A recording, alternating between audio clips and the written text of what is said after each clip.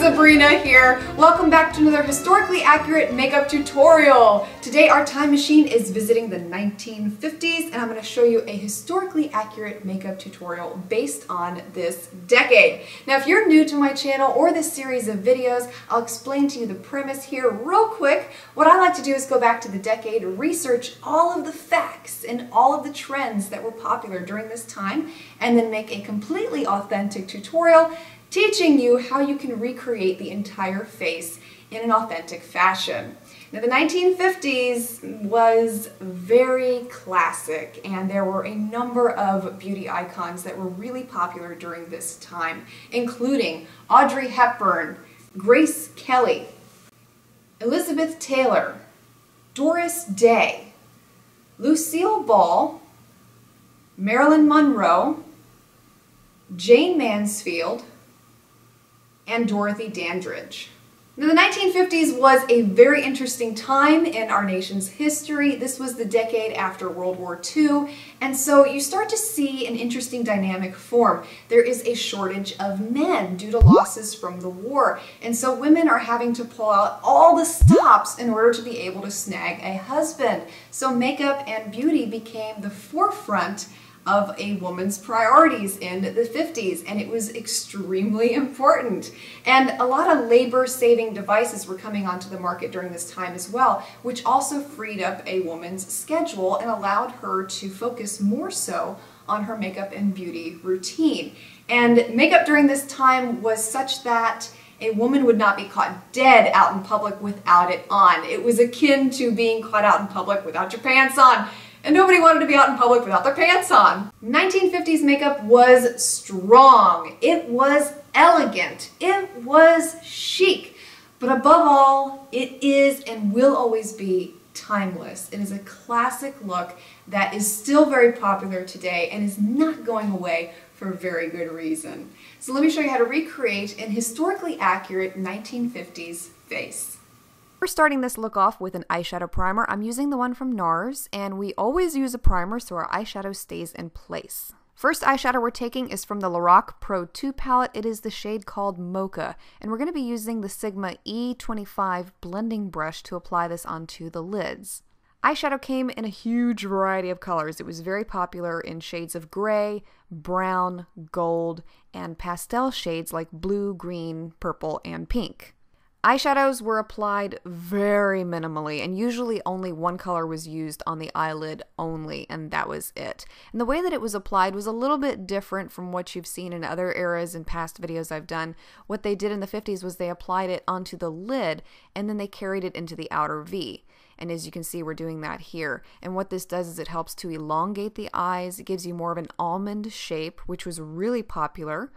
Matte finishes were popular, but shimmer finishes were also extremely popular, which is why we're using more of a shimmery brown in this look. Then I'm taking my blending shade from MAC. This is Blanc Type. I'm using the same exact brush we used to apply the eyeshadow onto the eye, and I'm going to blend out the harsher edges of this eyeshadow. You want to really diffuse the edges of the eyeshadow, make it appear very natural and seamless.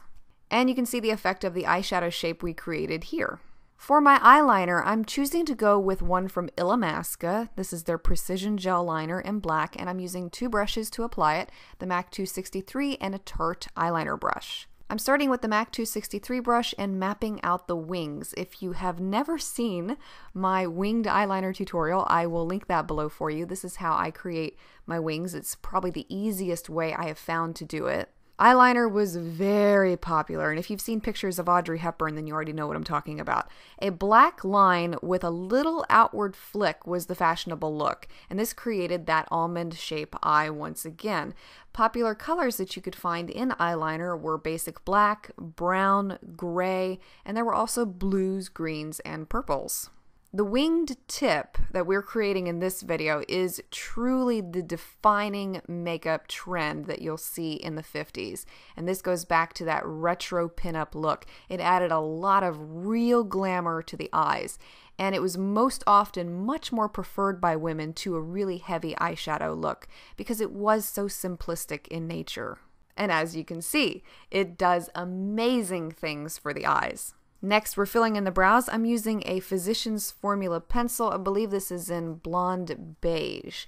At the start of the decade, eyebrows were really dark and very strong, and they often used a pencil to define and fill in the shape. They were still natural looking, but as the 50s progressed, brows became softer, and they were still penciled for shape. The fashionable shape was a very strong arch. So we want to really define the upper portions of the arch of the brow with a point. The brows had a lot of thickness and they tapered out at the ends. Now I really feel silly with these eyebrows, but I'm doing this in the name of history to show you what they looked like. Got a little bit of Groucho Marx going on there. Then I'm taking an eyelash curler and curling the lashes. Eyelash curlers were used, very much so in the 50s. And I really want to emphasize the upper lash line because this was such a defining feature of the eyes. So I'm using a black pencil, this is from Kat Von D, and I'm tightlining the upper waterline only. My mascara is from Max Factor, this is 2000 Calorie. Very appropriate because Max Factor was huge in the 50s. Once again, as you've seen in other videos, mascara was very popular. Block mascara was still used, and you may remember I talked about block mascara in the 20s. Well, they were still using it in the 50s. Cream mascara in a tube with a little brush was also used. However, tube mascara with a wand, the ones that we use today, was becoming the choice mascara. Like the 40s, mascara was only applied to the upper lashes, not the lower lashes, and it wouldn't be applied to the lower lashes again until the 60s. And not applying anything on the lower lash line there helps to really brighten the eyes and open them up.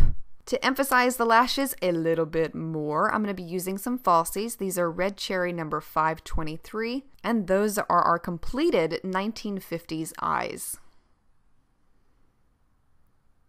For my concealer, I'm using one from Benefit. This is called Fake Up, and I'm applying it underneath my eyes. Unfortunately, I could not find out much about concealer from the 50s. What I was able to find is that in 1954, Max Factor launched the first retail concealer, and it was called Erase.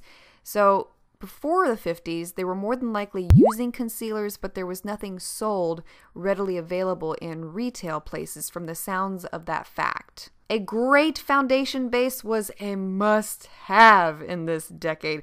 It came in a variety of different formulas, including liquid, cream, and cake. One of the most popular foundations of the era was something called Pancake, and this was made by none other than Max Factor, selling tens of millions throughout the 50s. I'm using Lancome's Teinte Idole foundation here and applying it with the Sedona Lace 928 brush. And in some pieces of my research, I read something about a mask appearance with the foundation, so it was applied very heavily to the face. And I'm setting the face here with some translucent powder from Laura Mercier and a big fluffy brush from Icing. Loose setting powder was very popular. It came in the classic translucent shade, but it also came in peachy shades as well. You also see the introduction of green powders in this decade, which I thought was really interesting. And of course, green powders, anything green, is used to conceal redness. For my blush, I'm using a coral shade from Estee Lauder. This is in Peach Nuance, and I'm applying this lightly onto the apples of the cheeks. Blush was used extremely sparingly. It was not a prominent feature of makeup, and it came in soft pinks, corals. It was often used to warm up the face, not just on the cheeks. So they also applied it onto the temples and up around the face into the forehead. So that is how we are applying it here as well. And what this does is it helps to warm up the face and give you a nice flush of color. Interestingly enough, rouge was also used as eyeshadow. It was not only used on the face. For our lips, we're starting out with a lip liner. This is from Milani in True Red, and I'm making that face because of the shape that I'm going to have to create in this tutorial. What they did in the 50s was they drew outside of the normal lip line. So if you're wondering where that trend started, this is where it was born. And of course, what this does is it makes your lips look really full. On me, I feel like it makes me look ridiculous because my lips are already so big, but I'm doing this once again in the name of history. Lips were the strongest element of the 50s, with red being the most predominant color of choice. And there were a variety of different red shades to choose from in the 50s as well. It varied from a very true red like we're using here to a deep, dark, or even orange-based red also. And now that we have our lips defined on the outer edges there, I'm going to be using MAC's Ruby Woo to fill them in. And if you're looking for a cheaper dupe of Ruby Woo, you can also use Wet n Wild's Stoplight Red. And although red was the strong color of choice in this era, pink, orange, and coral shades were also really very popular, and a lot of the younger women more so opted for pinks as their color of choice. And Audrey Hepburn, as many of you may know, was especially known for pink, and she once declared that she believed in pink, which became a very popular catchphrase. And we can't forget nail polish. Nail polish was just as important as lips in the 50s, and the color of your lips dictated the color on your nails. They always coordinated their nail color with their lips. So reds, pinks, and corals were very popular. And to coordinate with my red smackers today, I'm using Inglot number 802.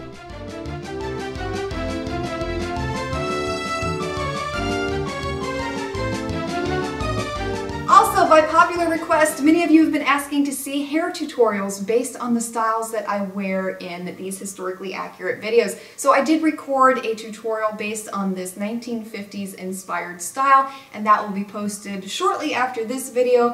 And if you're watching this in the future, I will have it linked down below for you as well. Now, many of you have also asked me about revisiting past eras that we've done in this series, and we will definitely be doing that. The great thing about this series is that there is an unlimited number of videos that we can make. We haven't even touched the surface of all the different looks in these eras. For our next historically accurate video, the time machine will be traveling to highly requested ancient Egypt. Yeah! I'm so excited for this era of makeup. This is where makeup started. I've already researched the era. I've already started researching the era, and I am utterly fascinated by the facts that I'm finding, and I cannot wait to share them with you. So that will be coming up again very soon. Thank you so much for watching. I hope you found this helpful today, and I look forward to seeing you again in another historically accurate video. Are you looking for new ways to wear your eyeshadows? Discover the only website online with pictures of combinations using the brands featured here and so many more. Head on over to myeyeshadowconsultant.com and get inspired today.